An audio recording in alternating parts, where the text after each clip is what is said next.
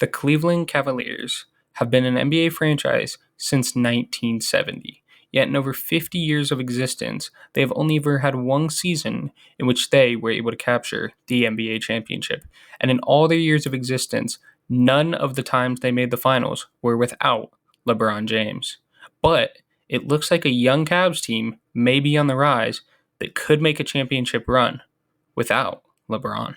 And I just kept that same positive attitude, like, instead of saying, why me, they're saying this is what he want me to do. And Cleveland, this is for you. And now we're going to switch gears, and we're going to talk about the huge move for LeBron James. The King, he's taken his talents to Los Angeles, and ABC's Paula Ferris is here with all the details. Good morning, Paula. Good morning to you, Michael. And it was one of their greats, Magic Johnson, who came in and closed this deal, spending 3 hours with LeBron James at one of his LA homes over the weekend. It is official. LeBron is a Laker. With the 8th pick in the 2018 NBA Draft, the Cleveland Cavaliers select Colin Sexton from the University of Alabama. With the 5th pick in the 2019 NBA Draft, the Cleveland Cavaliers select Darius Garland from Vanderbilt University. With the 5th pick in the 2020 NBA Draft, the Cleveland Cavaliers select Isaac Okoro from Auburn University.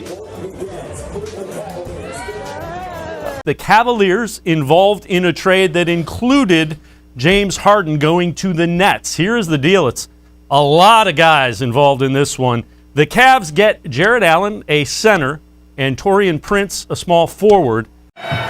With the 3rd pick in the 2021 NBA Draft, the Cleveland Cavaliers select Evan Mobley from the University of Southern California.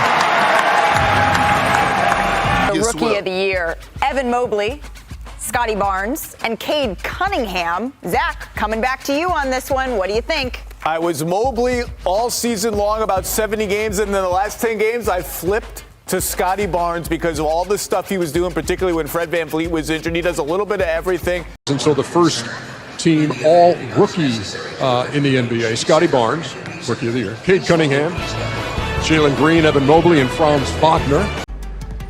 I'm going to go with a very surprising pick, but my loyalty to this hometown, being back in Cleveland, I'm going to go with Darius Garland. Nice pick. DG, the PG. I know you wanted him, KD. I know you wanted him, KD. With James Harden being ruled out of the All-Star game, Commissioner Adam Silver named this man as his replacement. And how fitting that he gets to be on Team LeBron with his fellow Cleveland All-Star Darius Garland. Jarrett Allen, welcome to NBA Today. Donovan Mitchell has been traded to the Eastern Conference, but not to the Knicks. The 3-time All-Star is heading to Cleveland, where the Cavs now appear to be loaded. Mitchell joins stars Evan Mobley, Darius Garland, and Jarrett Allen on what should be a strong Eastern Conference contender this season. Here are the details on the trade. Going back to Utah are Colin Sexton, Lauri Markkanen, and first-round pick Ochai Agbaji, along with a handful of draft picks, including 3 unprotected first-rounders. That is a lot. And he was definitely smiling here today as he started basically the next stage of his career as a Cleveland Cavalier. Yeah, and what's the buzz, by the way, around the organization, the Cleveland Cavaliers, with Mitchell being introduced today? Yeah, Kevin, you have to understand the Cavs haven't made the playoffs without LeBron James since 1998. And so the fans here were like dreaming of LeBron coming back next year. Even at age 39, they were thinking about that. And then he signed with the Lakers. And so to get a star player like Donovan Mitchell, just 26 years old, it's a big get for them. And today, I had a chance to watch Donovan work out with some of his teammates. He had a pickup game with Evan Mobley, with Darius Garland, with Jarrett Allen, with Karis LeVert, and got the beginnings of the chemistry to be built there. This team now believes it's got a runway to be a contender for the next 3 to 5 years. And you haven't been able to say that without LeBron James being on the roster since Donovan Mitchell was essentially a little kid. They might think they know us, but they haven't seen nothing yet. When I look at our city, I see champions. Cleveland is the city where we come from, so run. Land of the eight. Get the f out my face. Everywhere I go, I'm putting on. Everywhere I go, I'm blowing strong. Everywhere I go, every day, everybody know. In my hood, get it on. Silent assassin, puts it up and in. This is a legitimate team to be reckoned with in the Eastern Conference. Mitchell for three. Oh, unbelievable. I don't know. This is unbelievable. 69 points. Mitchell looks for 70. Wow. Wow. A sight to behold. He can't stop smiling, Brad. He was playing just fantastic basketball. Wow. An ear-to-ear grin on that line, and there it is. Wow. You don't need to contain yourself, young man. You earned every bit of it here tonight. What a victory. What a performance. Here is Coach J.B. Bickerstaff after the game. There's not enough words. I've never been witness to a performance like that live. I think we've seen some of it on TV before, but we were treated tonight to one of the greatest performances in the history of the NBA. The good news for the Knicks is that they're in the playoffs. Another great thing for the Knicks and their fans is they're celebrating being a 5th seed. My namesake Jalen Brunson has brought us stability at the point guard position. But here's the problem. They're not going to have home court advantage in the first round versus the Cleveland Cavaliers and Donovan Mitchell.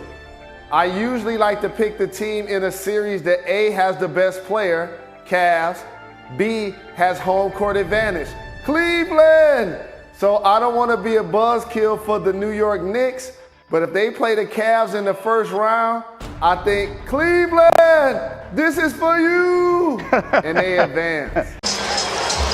And if you're the Cavs, also, listen, disappointing way to finish, but a lot of positives, and they'll learn a lot from this experience.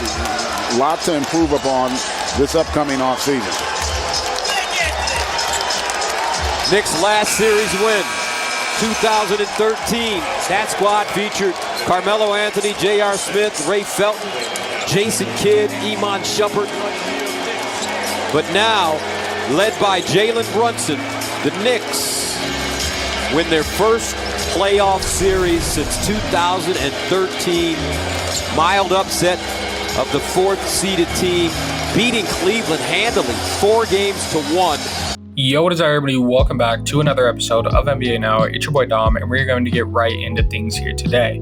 Now, obviously, today we're going to be talking about the Cavs. The Cavs are a team that hasn't had much success outside of the LeBron era, but look to be building a team that could truly, be a contender in the East and potentially make an NBA Finals run.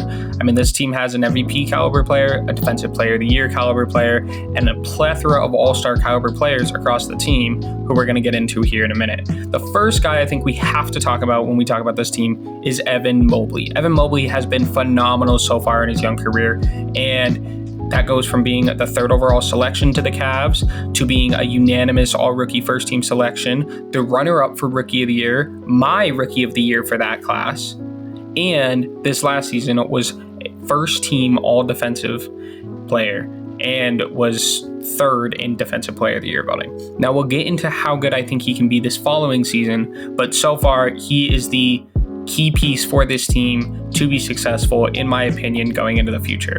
But before we get to the future, let's look at last season. Last season, this team finished with a record of 51-31. They finished 4th in the Eastern Conference, and they went on to lose in a shorter playoff series than maybe most would have wanted to the New York Knicks in a 5-game series in the first round. They were upset by the 5 seed, so it was a 4-5 matchup. Not a crazy upset, as it goes for seeding, but a playoff series that a lot of people expected to be closer, and personally, I thought they would beat the Knicks. Now, if you guys want to see my opinion on the Knicks, head over to my Knicks video I made recently. I give a lot of praise there, and I was wrong about a lot of players on that team.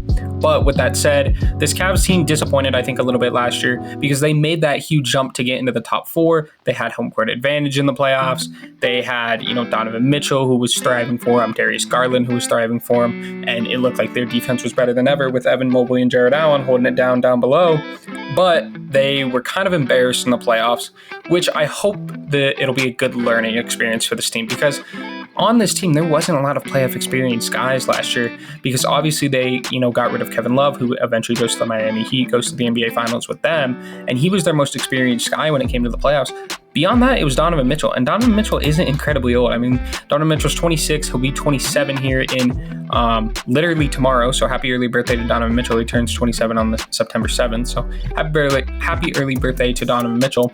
But he has the most playoff experience on this team prior to last season, and that isn't like he's gone to the conference finals or anything like that. Yes, he's had some first round and some second round experience with the Utah Jazz. He's been a primary scorer there. He's pretty much made it his entire, career to the playoffs, but it's not like he's made it to the finals, won a championship, or any sort of success of that level that he could kind of, steady the rest of the team as a leader, because he hasn't been there, right?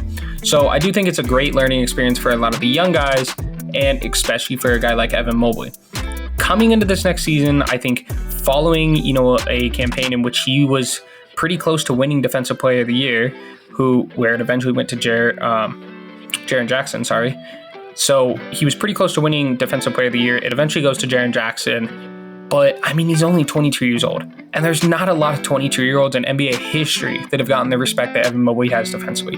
This is a guy that can switch out onto the wings. He can be a help defender. He can be a primary defender. He can guard the paint. He can block shots. He can steal the ball. He's got the wingspan. He's working on filling out his frame and getting more weight to be able to not be bullied in the post, but he's got the wingspan to kind of make up for some of that. He is a phenomenal defender. I don't think you can talk highly enough of how good Evan Mobley is on the defensive side of the ball, which is why, personally, he's my pick for Defensive Player of the Year this next season. If it isn't Evan Mobley, it's possible, maybe if Golden State bounces back, Draymond gets it.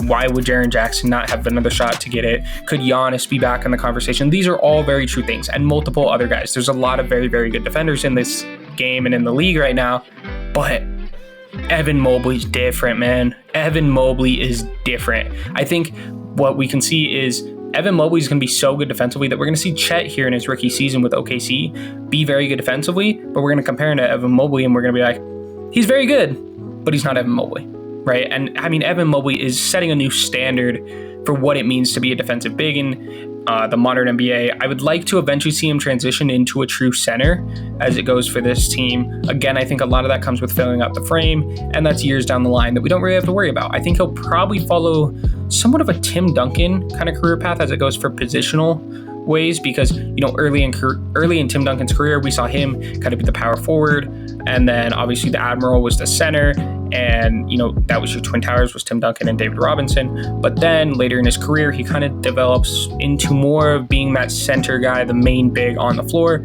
as the modern NBA kind of ushered in the three-point shooting and etc. And his playmaking, his shot making, and his defense all contributed to him being able to still play the center at the high level, but is obviously considered the greatest power forward of all time, right? I think Evan Mobley, and I'm not saying he's going to be the greatest power forward of all time or that he's going to win as many championships as Tim Duncan. Don't get my words wrong. Maybe he does, maybe he doesn't. I don't know. That's the future. I can only predict so much, right? He probably won't, let's be honest. But I could see him, how he started as a power forward so far in his career, potentially moving to be more of a main center as he gets more into his prime, where he's 27, 28. He's got more of a true filled out frame, is been in the league for a number of years, is continually still at a high defensive level. Maybe his offense has come around more, and then we could potentially see that. But for now, him being power forward, it works well for this team. The only thing that they're missing is some spacing on the wing, which we'll talk about here in a minute.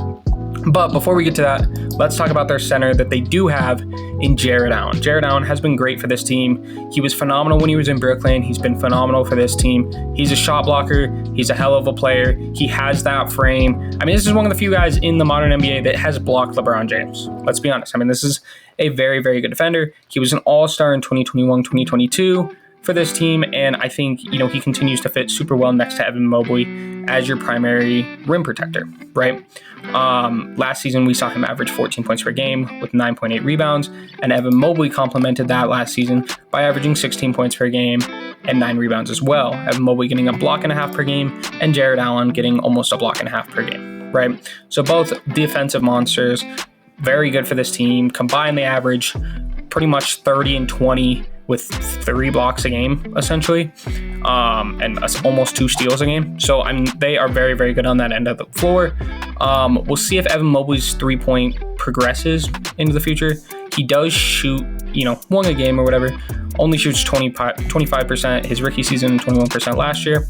Doesn't really have that outside shot, so that would be something I would like to see potentially develop into his game. We'll kind of see how that works. Obviously, I don't think at this point we're ever expecting Jarrett Allen to be a 3-point shooter, but he is pretty efficient when it comes to shooting at the basket. Shot 64% last year, and that's kind of all you really ask from him, right? But that's your big man duo. That, I think, is solidified for at least the next few years and is very good for this team. Then you have your guards. Darius Garland, man, when he entered the draft, I was not as in tune with Darius Garland. I didn't think he would be as good as he has, but man, he might be one of the most pure point guards in the NBA. He's obviously a one-time All-Star at this point, made it in 2021, 2022 as well with Jarrett Allen. He averaged 21 points per game this last season. He averaged 21 points per game the season prior. He's a heck of a player. His playmaking is probably my favorite part of his game. He averages 8 assists last season and averages 7 on his career. And I mean, he's shown so much progression since his rookie season where he only averaged 12 points. He barely shot 40% from the field, and he barely shot 35% from 3. Last season develops into a 46% from the field, 41% from 3 level guy, was still shooting it at an 86% clip from the free throw line, and was really, really steady for this team. And just the playmaker that they needed. So Darius Garland is truly one of the, you know, most pure point guards in the modern NBA, and he's only 23 years old. He's got so much more room to grow, and I'm excited to see how his career goes, especially alongside some of these other players. But yeah, Darius Garland is going to be a steady piece for this team heading into the future. The question when it comes to the guards is Donovan Mitchell. Now, Donovan Mitchell, if you're not familiar with some of my favorite players, Donovan Mitchell is one of my favorite players in the NBA, so take that into account. I couldn't be more sad when the Nuggets traded Donovan Mitchell for Trey Lyles. But it happened. It's nothing I can do about it. Would we have won a championship earlier? Probably. But that's a whole different rant for a whole different day. Donovan Mitchell is one of the best players in the NBA, one of the best shooting guards, hands down, top 5 shooting guard, undisputedly, right? Last season averages 28 points per game, shoots it 48% from the field, 38% from 3, 86% from the free throw line, also gets 4 assists, 4 rebounds, and 1.5 steals per game. And a lot of people pick on his defense, but he is able to steal the ball. He has a long wingspan for only being 6'1", 6'2", and so he makes up for it there. You know, the thing with this team is you look at how they have the bigs down low, but then they have the super small guards. It's kind of an interesting dynamic that they've been able to work through and make work, which a lot of people I think didn't think would work, just due to the size of the guards, just who you're going to have to match up with. I think Memphis might run into a similar issue, and we'll see how they combat that this year with the addition of Marcus Smart and then having Desmond Bane along with John Morant. But again, different video for a different day. Donovan Mitchell, there has been questions on if he wants to go to New York, if New York is the place that he ultimately wants to get to, wants to be where he wanted to be in the first place. Obviously, you know, when he gets traded out of Utah, we knew that New York was involved in those conversations. We know that Donovan Mitchell is from New York, and so it would make sense that he would want to play for the Knicks. And with the Knicks' recent success, it could become more appealing for Donovan Mitchell to be there. Now, what I will say is he's going to be committed to this team as long as he's on contract for this team, and he's going to, you know, obviously play a high level of basketball for this team. Honestly, I think if there's anybody on this team that could win an MVP, it would be Donovan Mitchell, because I think if you got in the right situation where they were the number 1 seed, he averaged 30 on a 50, 40, 90, which isn't too far off of the splits that he already has. He could get himself in an MVP conversation, gets the right narrative. It's possible. He's probably the only guy on this team that I could see with an MVP potential, right? And I do think somebody with MVP potential is very important when you're trying to win a championship.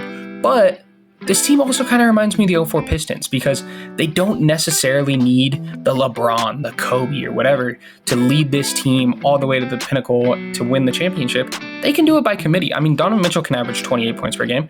Darius Garland can average over 20. Evan Mobley is almost at 20 points per game and is probably going to win Defensive Player of the Year. And Jarrett Allen is a phenomenal center who averages over a block per game and like 15 points per game as well. That's a by committee type of thing as your big four, but still very successful for all of them. I mean, we just talked about how Evan Mobley was all defensive this last year. We just talked about how Jarrett Allen has made the All-Star team with this, with the Cavs team, and how Darius Garland's made it before. And Donovan Mitchell is a 4-time All-Star as well. So they could easily do it by committee. There's no need for this team to necessarily have that LeBron that they needed in the past. And I think that's something to note. I think that's something definitely to note.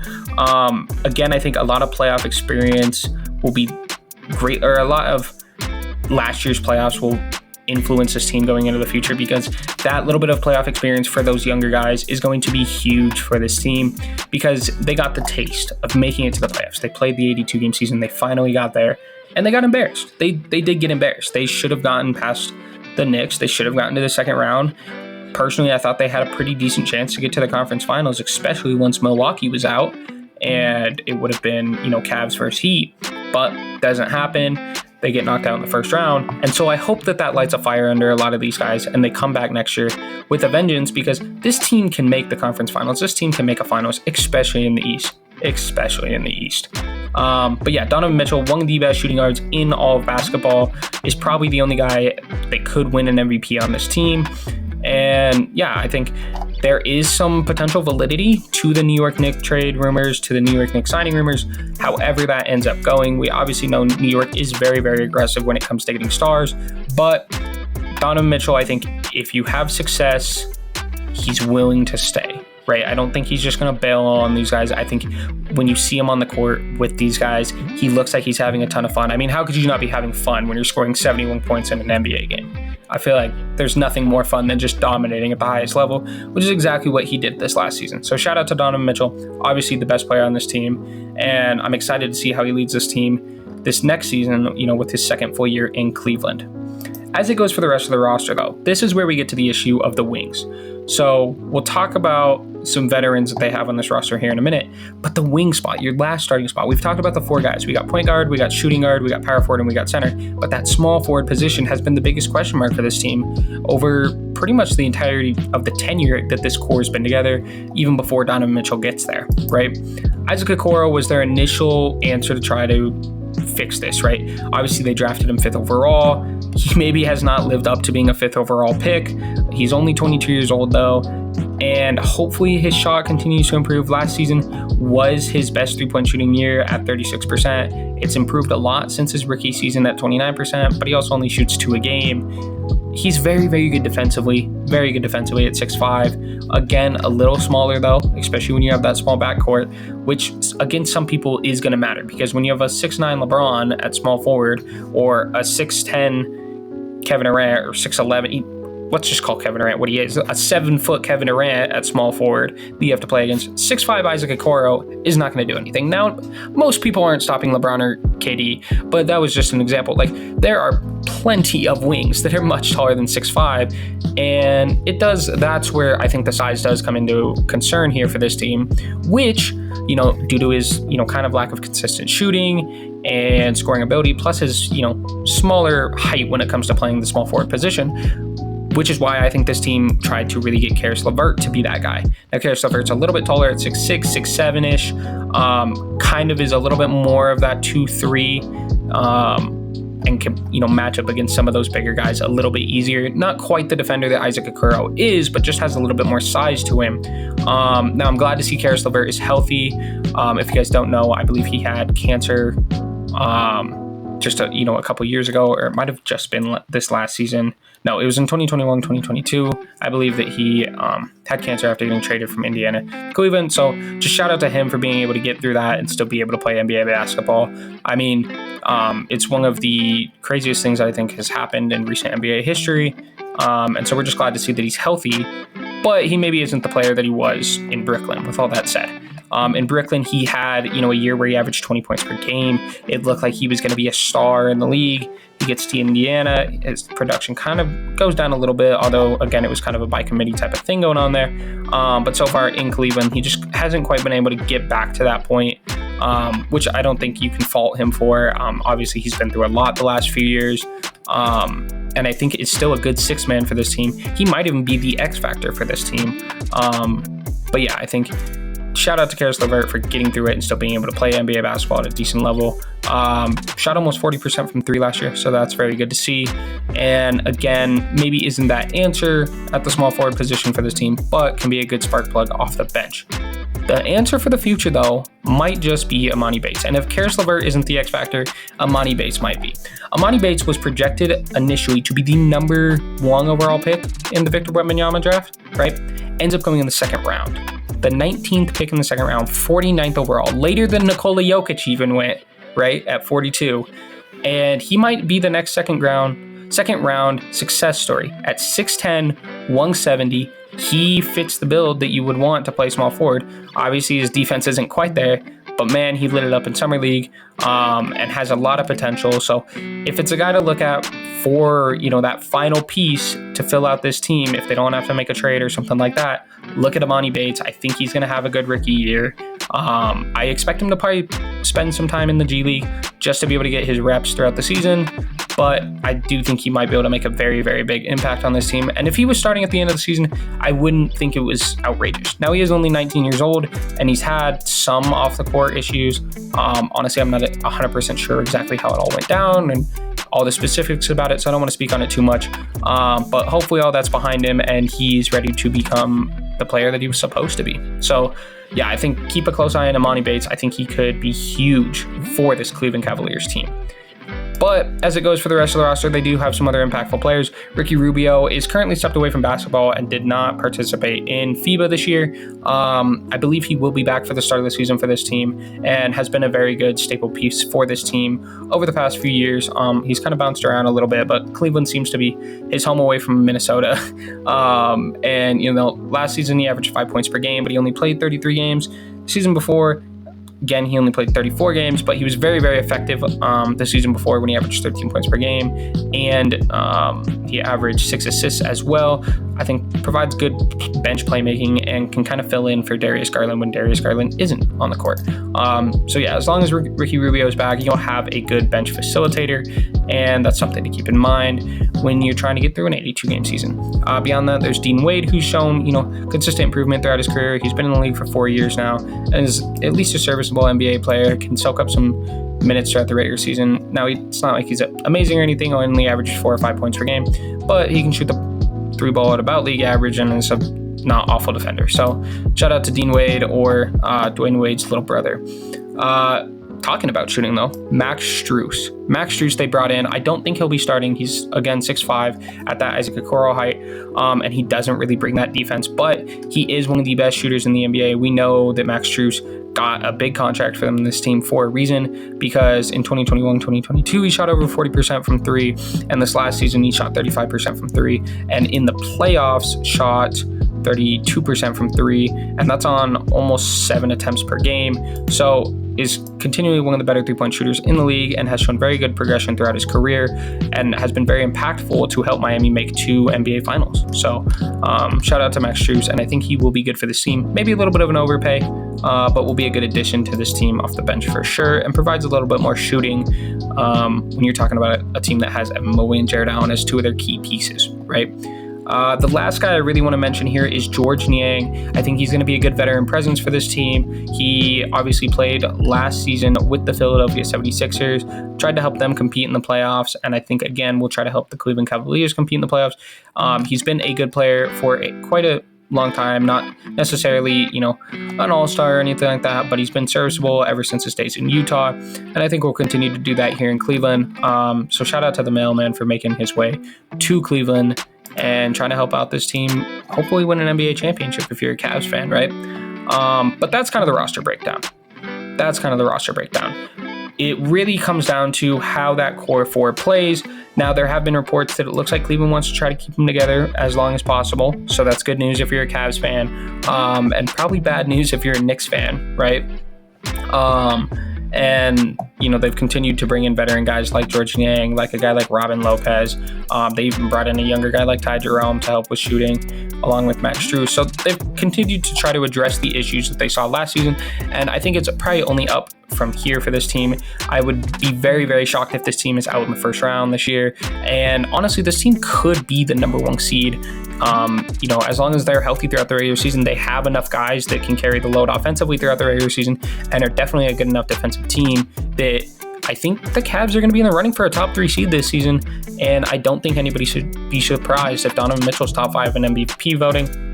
I don't think Donovan Mitchell will get it. But again, I do think if there were a guy on this team that would have that opportunity or potential, it would have to be Donovan Mitchell. But if somebody's getting an award, it's definitely going to be Evan Mobley with that Defensive Player of the Year. With that said, I hope you guys enjoyed. Make sure you guys drop a like, subscribe, and I will see y'all next time. And yeah, let me know, what do you guys think of the Cavs this next season? Peace out, guys.